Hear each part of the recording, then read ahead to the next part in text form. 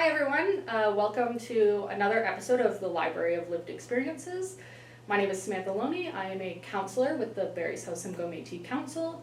I am also the host of the Traveling Métis podcast, and today I am going to be speaking with Christine Nayler, Reverend Christine Nayler of Ryan's Hope. Thanks for being here, Christine. Oh, thank you for giving me this opportunity to share my lived experience. Yeah, for sure. And so to start it off, since it is the Library of Lived Experiences, is there maybe a significant event that's happened in your life that you would like to talk about that kind of shaped who you are as a person today? Yeah. So as I was preparing myself mentally for this interview, I was really thinking about that. And there's several lived experiences that have shaped my life. I think I have to start with the first one. That was a defining moment for me in my life that I called my first death.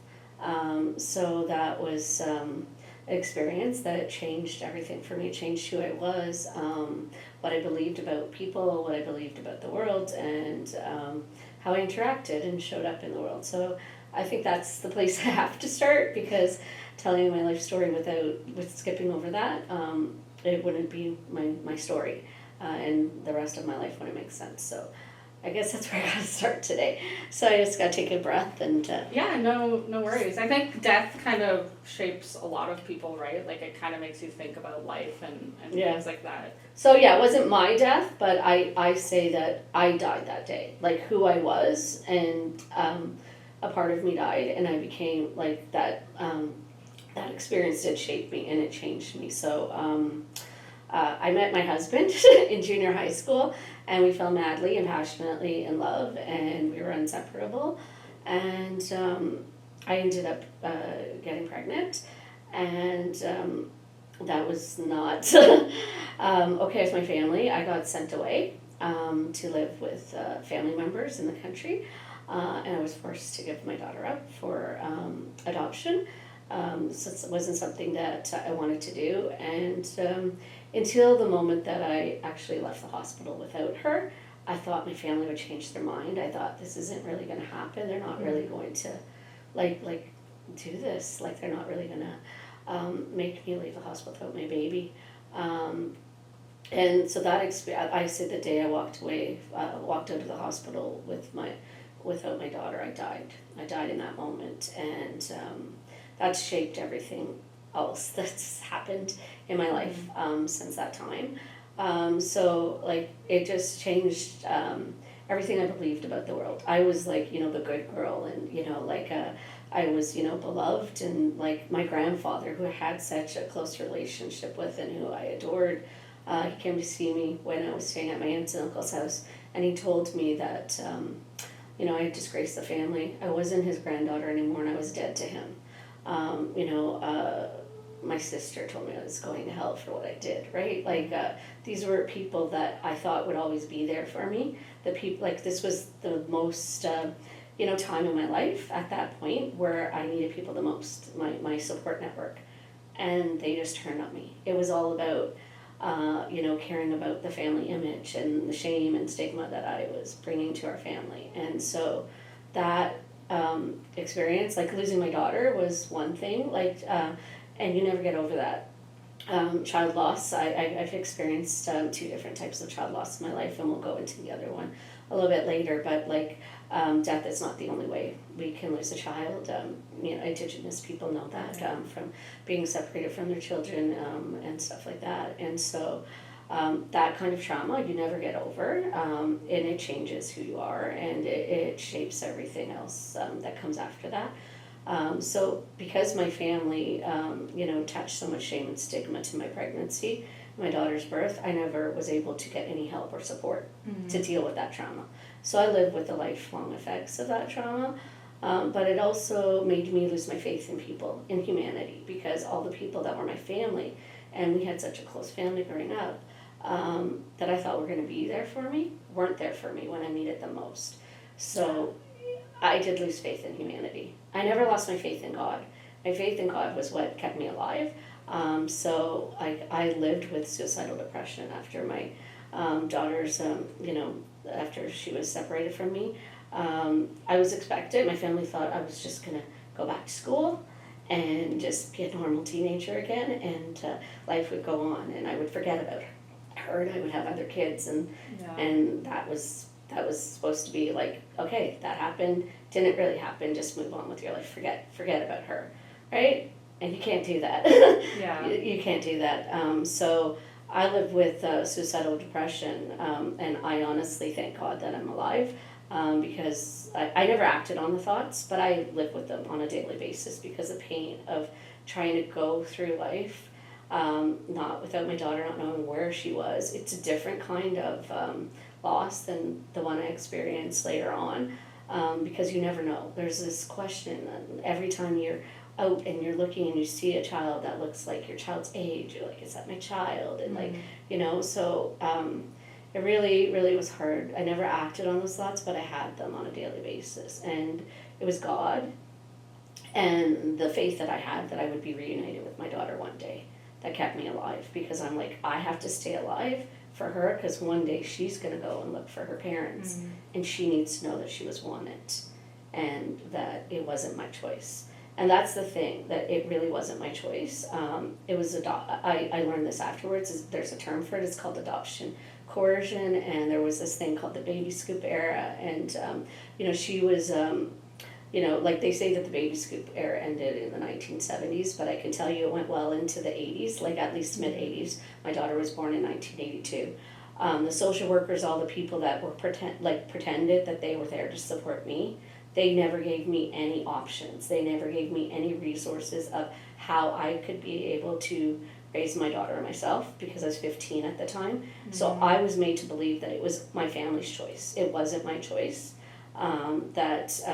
It was their choice to make because I was underage, and there was no option for me to be able to stay with my daughter and for us to try. I never even was given a chance to parent her, right? And my husband, he never knew what happened to me. Just one day I was there, one day I was gone. I disappeared. And after, I tried to call him so many times and put the phone down because I felt like I was protecting him from my family's wrath.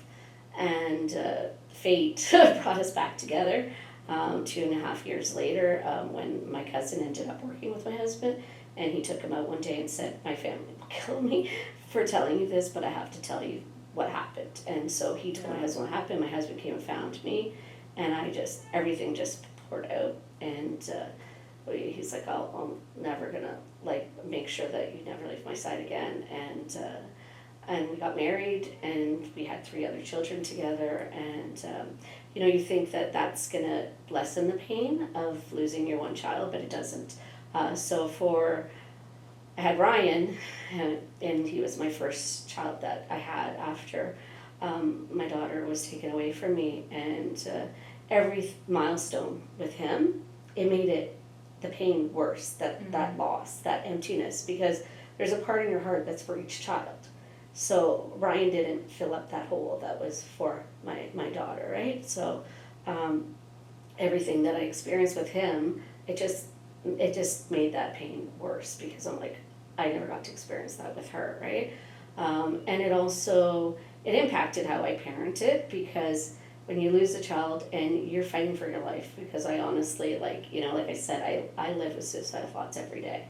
And, it wasn't a chemical imbalance, it was like trauma-induced, suicidal depression. But when you have that and you know that deep of a pain, you worry about your children. You become an overprotective, mother, like you're so worried. And so whenever there's, any type of threat to them, like any injury, anytime like they're sick, like that fear of like, oh my gosh, I'm going to lose another child. The whole thing re-traumatizes you. It triggers that whole thing, and then I'm back to being a 15-year-old girl walking out of the hospital without my daughter, right? And so like, you live with that your whole life. Every time there's threat to my children, to my grandchildren even now, it re-traumatizes me, and I feel like I'm 15 years old again, and it's like fighting for my survival, like how do I live without them? And so that was the experience, I'd say, that it shaped my whole life. If you could go back, just to give you a little break from talking about your trauma, like if you could give advice to either yourself as that 15-year-old girl or the people who were supposed to be helping you, how do you think, because I'm sure it doesn't happen as often, or maybe we don't hear about it as often anymore, but I'm sure this is still happening to young girls who get pregnant, right? So if there was any advice for either the young girls who are pregnant, their families, how they could have supported you, or what you would have liked to have seen. Yeah, just support the mother, the young mother, and the child staying together above all. Like, we know now, we didn't know back then the trauma that separating a mother and child does, and we think that we may be doing what's best for both of them. But I live with lifelong trauma. My daughter lives with lifelong trauma, right? We did reunite, and she has 4 children. I was blessed to be at the birth of 3 of her children and stuff like that. And so, but we don't have the same relationship that I have with my other children because I didn't raise her. And there is that trauma, and there's always that fear of losing her again, right?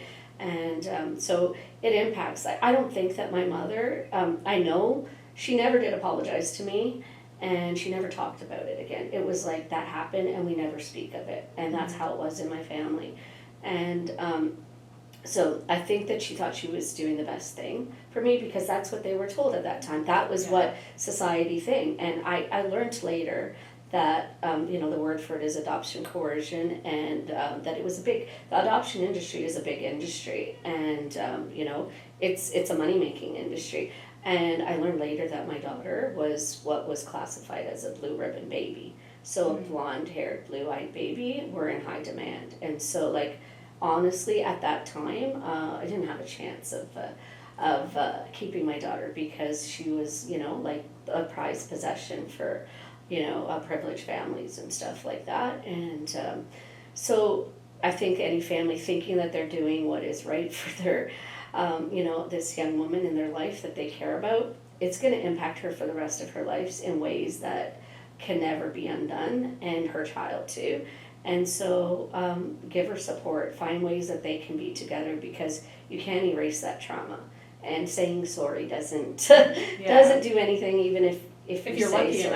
enough. Sorry, I know, because my mother, like, I forgave her, my heart, and the rest of her life, when she saw what it did to me, I know she wished she made a different decision, and she spent the rest of her life trying to make it up to me and my other children, because she was overly there for them and overly there for me, and I love her for that, and I know that she didn't do it to do harm to me. She came from the family that she came from, and my grandfather was disapproving, and like she felt like, and so I forgave her for that. I forgave my sister for, words she said to me she didn't know at the time, and, we've moved on, and we're very, very close and stuff like that. But, like, just having a mother and child, giving them the resources that they need to stay together.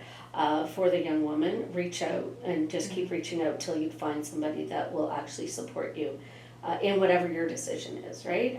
My decision was I wanted to keep my daughter, and I wasn't given an opportunity. I feel like I was robbed of my opportunity to parent her. Like, I wasn't like, my child was taken away from me because I couldn't cope as a parent. I wasn't even given an opportunity to be a parent to her, right? So there is resources out there. People will lie to you. Not everyone has your best interest at heart. So make sure that you reach out to somebody that you can trust and that will actually help you find the supports that are available for you. Yeah, and I noticed you mentioned Ryan, the namesake of Ryan's Hope.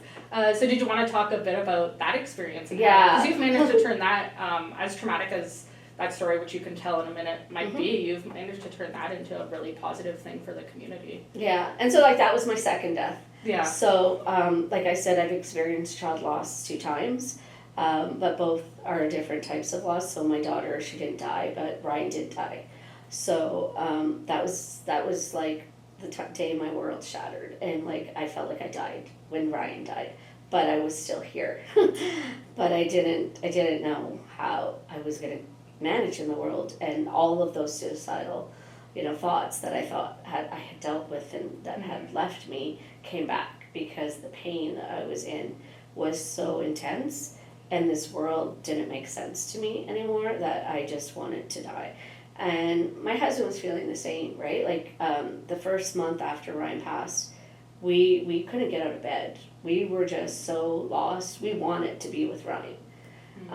But we have 3 daughters and 9 grandchildren, right? And it's like, we can't just, just check out, right? There's people that need us here, and so we had to find a way to be strong. And it was so weird because one morning, both of us just turned to each other and said, this is not what Ryan would want. Ryan would want us to get out there and help the people that are still in need. Because we had an 8-year journey fighting to get Ryan help and support. He lived with mental illness. He had bipolar disorder with psychotic features, and he self-medicated with street drugs because the pharmaceutical medications didn't work for him. And so, he was, when he first got sick, he was living in Edmonton. He had got his dream job out there, and that's when the first signs of the illness started to show themselves. So what we found out later was that you have the gene in you, but then there has to be a traumatic event that triggers the gene. And so his traumatic event was a breakup because his girlfriend was supposed to follow. He thought he was going to propose to her and get engaged, and then he was out there alone and dealing with his heartbreak, and then his illness got triggered, and all this stuff was happening to him. He was experiencing psychosis for the first time, and he didn't know what was going on. So he started self-medicating with alcohol was his drug of choice at that time. And we were here, we're trying to get him to come home, but he didn't want to give up his dream job. And he's like, no, it was a contract position. He's like, I'm going to work out my contract and then I'll come home. And he had his first episode of attempted suicide out there. And I said to my husband, if he stays out there, he's going to die. So my husband flew to Edmonton and brought Ryan home. And naively, we thought, once he gets home, we'll get him the supports he needed. And we saw how there's so many supports and services on paper, but when people go to access them, they're not actually there, right? And the shame and the stigma connected with people that use drugs is so bad. And it's worse in the healthcare field than anywhere that I've seen it. So the people that are supposed to understand that, addiction is a disease and stuff like that were the worst with how they treated him. And we fought so hard to get him help, and we were going to hospital over and over again, and they were just like dismissing him as a drug addict, as a drunk, and we're like, he's doing that to cope with something that's going on in his mind. But we didn't know that much about psychosis ourselves at the time, and so it was 8 years of just fighting the system. And for the longest time we thought we were going to lose him to suicide because there was so many suicide attempts with Ryan, but then he found a drug that worked for him, and the suicide attempts stopped. So I always say, and this is why I'm such an advocate for safe supply, is that the drugs gave me 3 extra years with my son. Because once he found a drug that helped him cope with his suicidal thoughts, they stopped, right? The attempts stopped. And so we couldn't just, Ryan was an advocate. He was an animal rights activist. He was a vegan. I became vegan because of Ryan. And he was a human rights advocate, and he fought for people that he felt had no voice. And so we felt like that was our best way to honor Ryan, was to, carry on his mission of fighting for people that had no voice. And there was so many people that still were struggling in the community, and that, were at risk of dying. And other mothers, right? I got connected with Moms Stop the Harm, which was an amazing organization. It's a national organization, and those moms were a little bit further in their grief journey than me, and they helped me to find my way to walk forward. And so I just kept taking one step at a time. Me and my husband joked that if we knew what we were getting into and what we were starting, we would have never got out of bed that day. Because the first day that we got out of bed, we just showed up outside of the warming center with a box of Tim Hortons coffee and some muffins, and I went inside and told people, if you're hungry, we got coffee and muffins outside. And 5 people came outside that day, and when we were packing up to leave, they asked if we'd come back the next day. Me and my husband looked at each other and said, sure. Yeah. And the next day, 10 people were waiting for us, and they asked again, are you going to be here tomorrow? And we're like, yeah, we got nothing else to do. Yeah. It's either stay in bed or do it. And it was giving us a sense of purpose, right? And we felt like it was making Ryan proud. And so we did it. And then, it just grew into this organization where we were feeding 200 people a day breakfast and doing, street outreach and encampment support. And we had a laundry program. And like, it just became like, I say Ryan's Hope is not an organization, it's a community. And it's a community of love. And so I think that has been what has kept us going. It's what's given me a way to move forward on my life without Ryan, and it's been healing, but it's also been hard because I feel like I've been stuck in trauma mode, and I get re-triggered all the time because I see the same failures of the system, and I see other people losing their lives the same way Ryan did due to system failures and stuff, people that we've grown to love and care about, and so it just hurts getting, traumatized over and over again. And so I'm at that stage where I have to figure out, how do I move to the next step on my healing journey, and like, how can I do that when I'm on the front lines, seeing the failures every day? And the sad thing is, we've moved backwards. Like, we can politically, this is like the whole thing that's broken with politics, right? Is that it takes so many years, decades sometimes, for like just the smallest step towards actually helping people, right? And and then that gets pulled out, and we're back to like 50 years ago, right?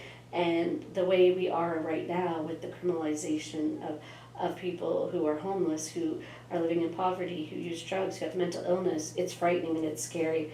And seeing that, like with the Doug Ford and what he's doing, and it's frightening, and it's like we're just trying to figure out, how do we move forward? Yeah. How do we support people in this kind of environment? And so it's hard because I feel like I'm still just really trying to deal with my own trauma, but I'm being constantly traumatized by the work that I do. Yeah.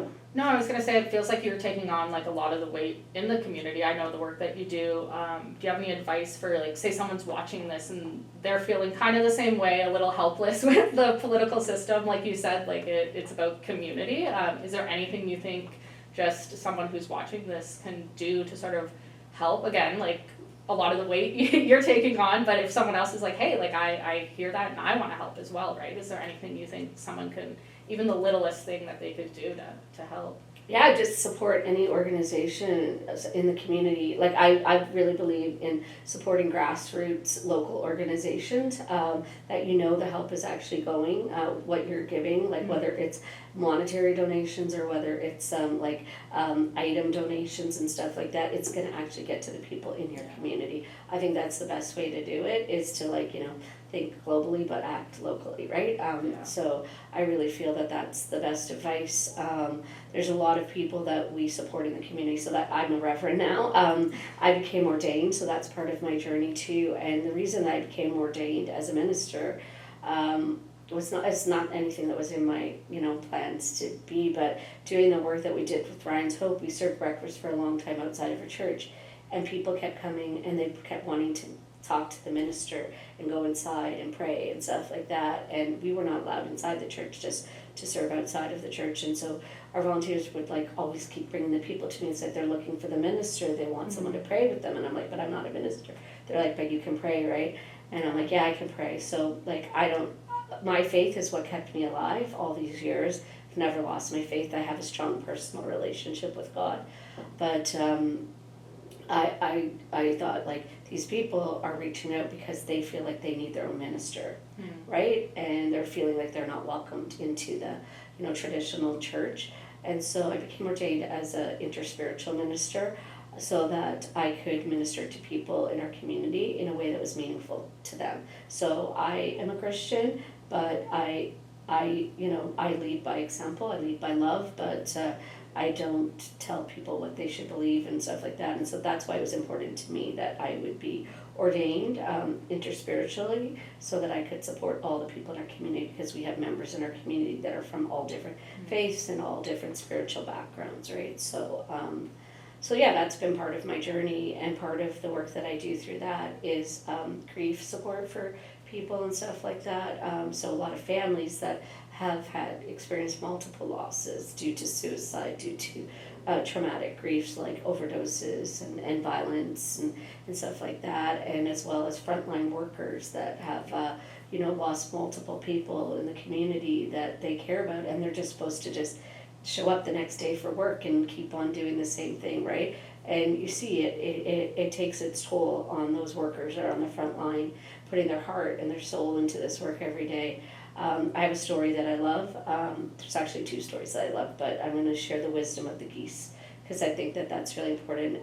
When you see the geese flying in the V formation, the one at the front is the one that is carrying most of the weight, right? And when they flying in the V, like, it helps for all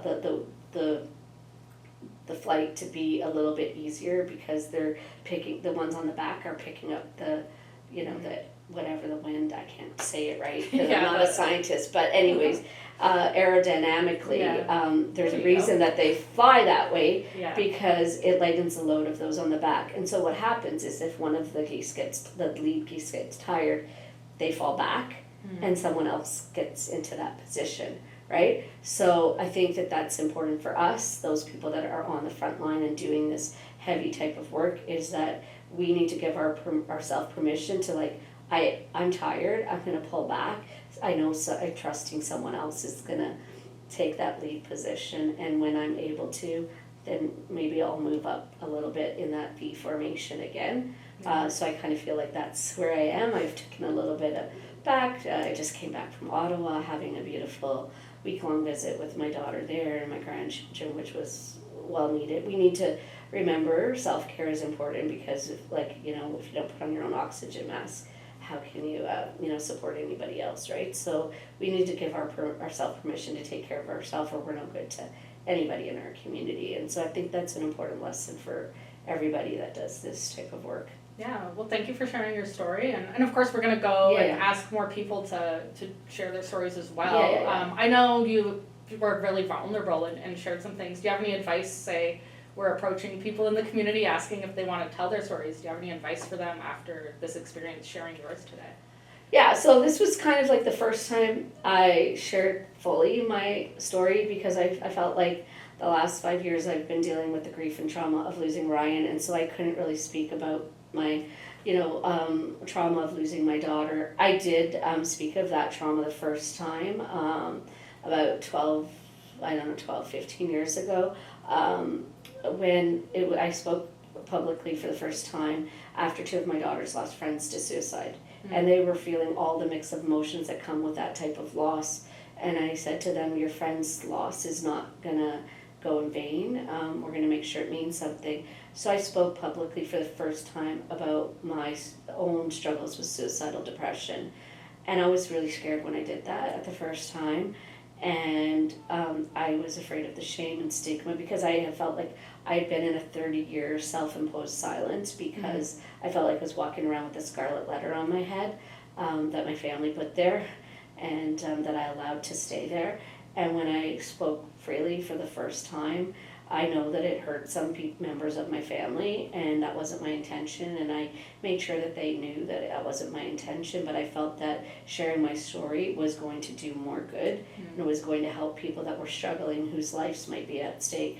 And so when I first said, this is what happened to me, and as a result of that trauma, I lived with suicidal depression, and if you can hang on, it gets better, and you're not alone. Had so many people reach out to me. I didn't have one person reach out to me to say anything rude or hateful or mean. It was a thank you.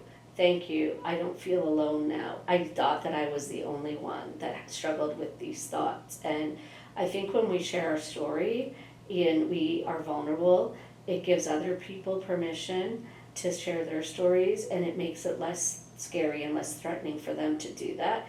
And I think that the way that we're going to heal this world is by sharing our stories, because that's what it humanizes these life experiences, because it's someone you knew went through this too, and you didn't know, and here they are, they're surviving, and so you feel like you're not alone. When you read something in a book, it's different, but when you hear about a life experience, you see an actual person sharing their life experience, it does make a difference, and it gives other people the courage to share their life's experience. So I'd say you've got nothing to lose and a lot to gain, because for me, it was freedom for myself.